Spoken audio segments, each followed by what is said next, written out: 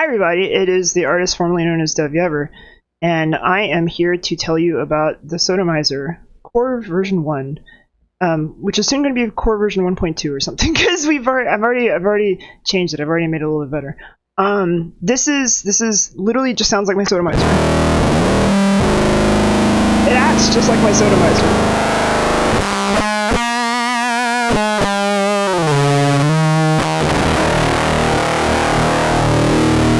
So this is not faking it. It's faking it in the sense that it's on computer, but it is emulating the very complex ways in which a fuzz pedal makes fuzz in the way that mine do. You would think like, well, fuzzes are pretty basic IRL. There's like 3 transistors and a few capacitors and resistors. Why is that so complicated for a computer? We have like complex reverb and delay and phase. We've had those forever. Well, the thing is the analog nature of fuzz is actually crazily complicated to simulate compared to something like reverb. So we're finally at a point where our processors are fast enough. The software technology is good enough to emulate the individual components and how they interact with each other based on versus your guitar, etc., etc. And now we can do fuzz. We can do it. It's so good. So first of all, you might be asking yourself, well, so does this mean you're going to build guitar pedals anymore? Yes, I'm still going to build guitar pedals. I'm not done doing that, but I'm very excited about this because this opens up the possibility of doing a lot more with my pedals more quickly than I could in real life. Because in real life, if I want to test things, if I want to change things, it requires buying hardware, it requires modifying hardware, and then, of course, manufacturing changes. This, I can change things on the fly. Relatively speaking, it still takes time, and we can make things better. So, for instance, my pedals have always had linear pregain, which means right now this is the spectrum pregain. This is different. This has more usable area around the knob. The old version was this. So, if you wanted like a more woolly sound, you would have that between pretty much like here and here. It doesn't really change that much. So, spoiler alert, my analog versions of these, my guitar pedals, have always had kind of like a very, it's not useless, there are different sounds between here and here, but it's pretty much uniform in the difference of sounds. So then from here to here, we get more into like the scramble territory. So you get a little bit more of that texture and stuff, but then you don't really get like the really cool, crazy, weird shit until you get about right here.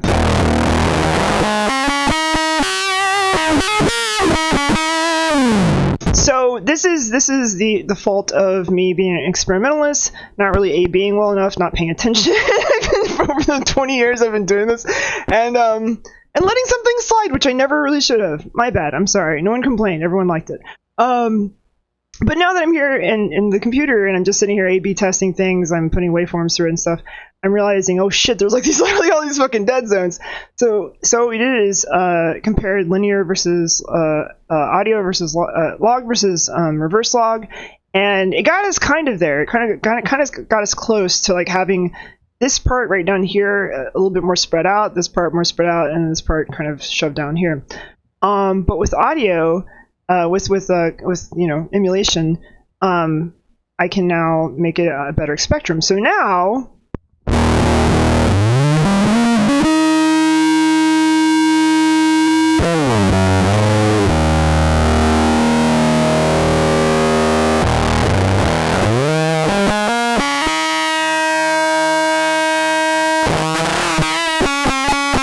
You can see that there's a lot more sounds across the entire pregain, and then that means like the thing that was like right down here is now spread out across all of this, so you can really do more refined sounds.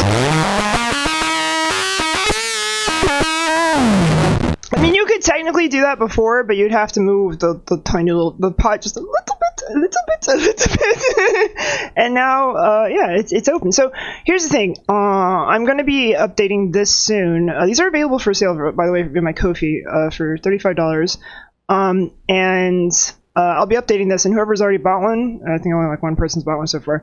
Anytime you buy these, the cores, I will, if I update them, you'll have access to those updates. I'm going to create a database of people who've been buying so that you guys can send out messages via Ko-fi right now, and you guys can know there's an update.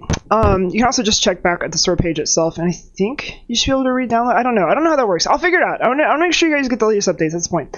But I've already changed this since I fucking first released it a few days ago, because I realized the taper problem, and we'll now have a little button down here that'll switch between the original, for those who liked it, and the new Spectrum taper.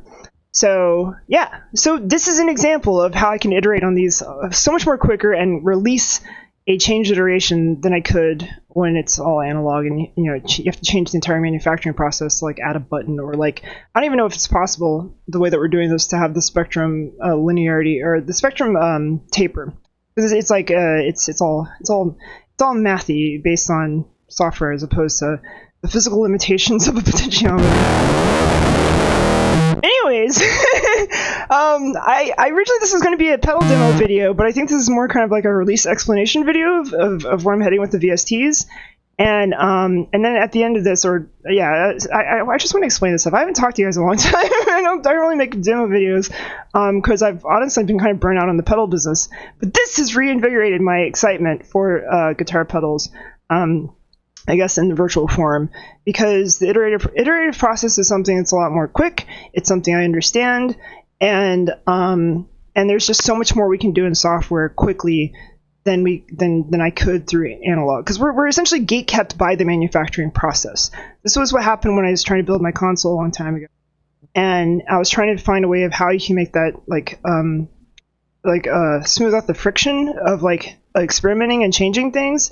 And it's really just the hardware manufacturing process that makes it so hard, because every time you try to iterate on something, you have to go through the physical design process, and then if you want to build it, you have to obviously buy the parts and then set up a manufacturing system so that you can like add the new things. It's incredibly expensive, and it's very time consuming. With software, it's just literally a matter of putting in the work on the software. And these days it's incredibly fast to do because we have so many tools. So anyways,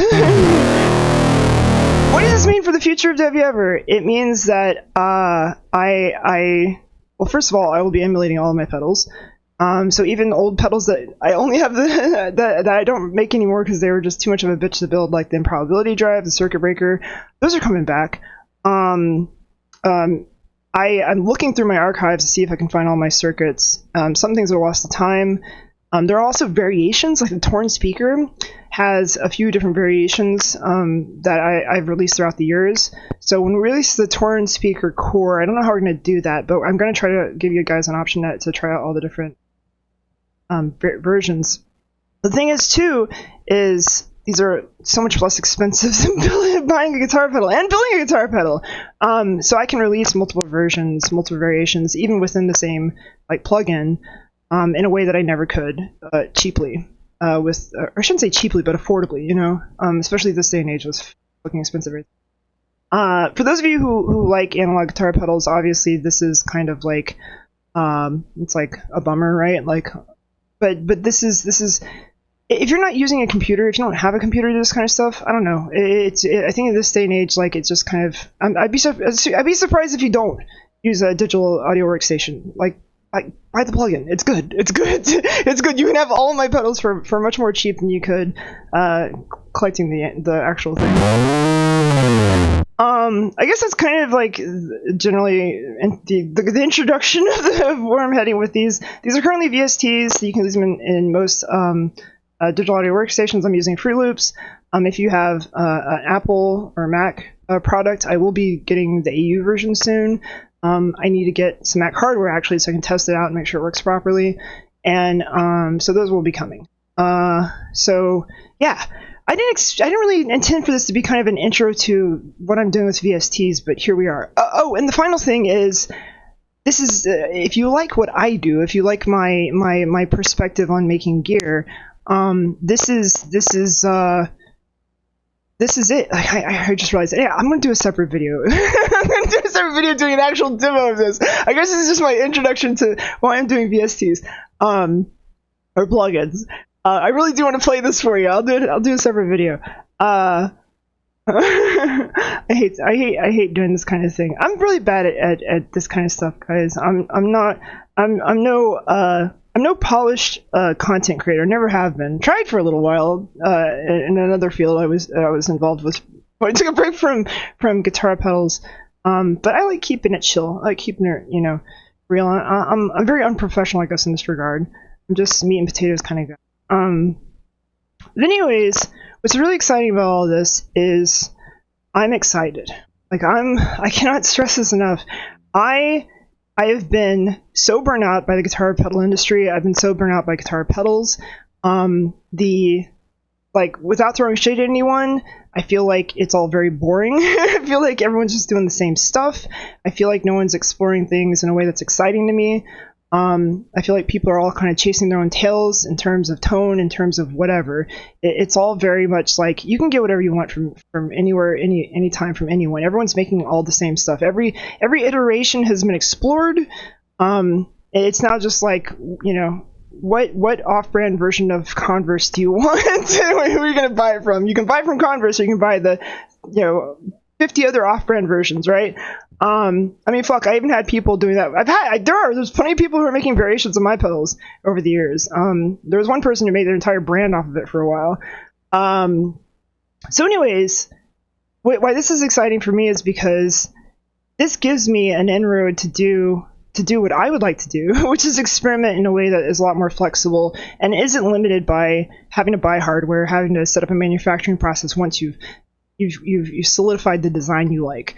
I, for the first time in my life, can actually, imagine a cool sound, and instead of being limited by, physical hardware and circuitry, can create it. What does that look like? I don't know yet. I don't know what I want to build. I just know I can, and it's very exciting. But before I start experimenting in that, I want to at least emulate all of my pedals and have them available for you guys so that you can have them for cheap. You can have a lot more options. There will be expanded versions of these. I just wanted to release the core versions first so you can have the basics. And then we'll see where it goes from there. It's going to be a slow process. We're going to do a little bit at a time. And I'm going to have to post a lot of videos like this because not everyone's going to see this video. And I really want to get more people on board and seeing what's happening with all of this. If you have ever enjoyed my participation in the guitar gear industry, for those of you who don't know, I was part of like the second wave boutiquers back in like the early 2000s. And for those of you who remember, like I was very involved, and I tried to do my best to like push boundaries and I don't know how to describe it. I don't know. I'm gonna get personal for a second. I feel like my contribution to this industry has been very undervalued, and I don't really care about that in terms of like ego and shit. It's just I can see how what I did was erased, and it's fine. It's whatever. We're all dust in the wind at the end of the day.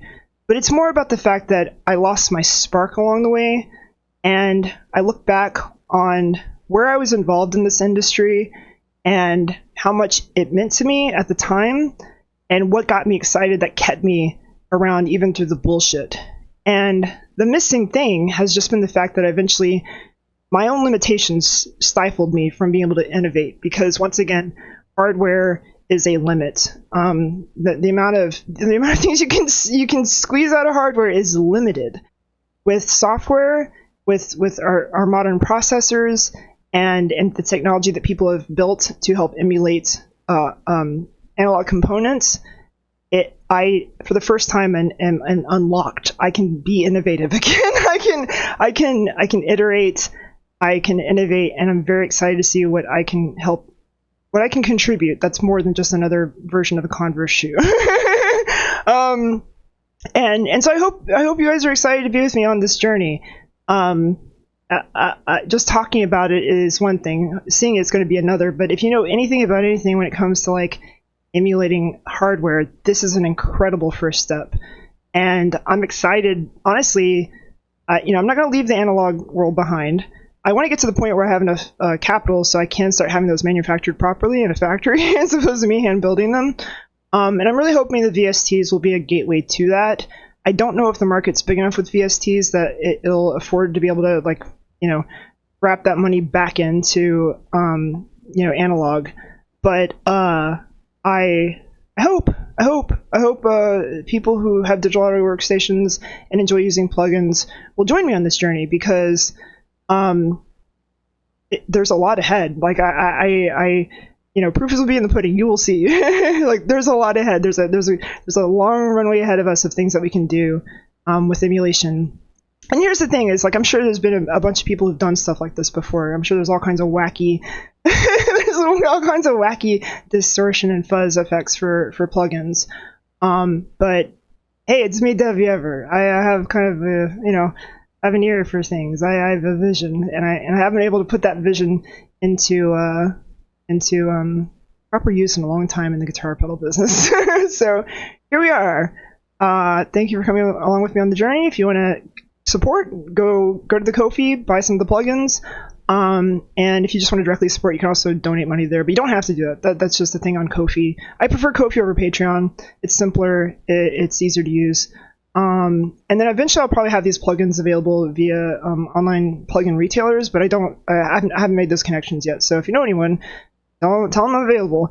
Anyways, leave a comment if you have questions. And until next time, I'll talk to you guys later. Bye!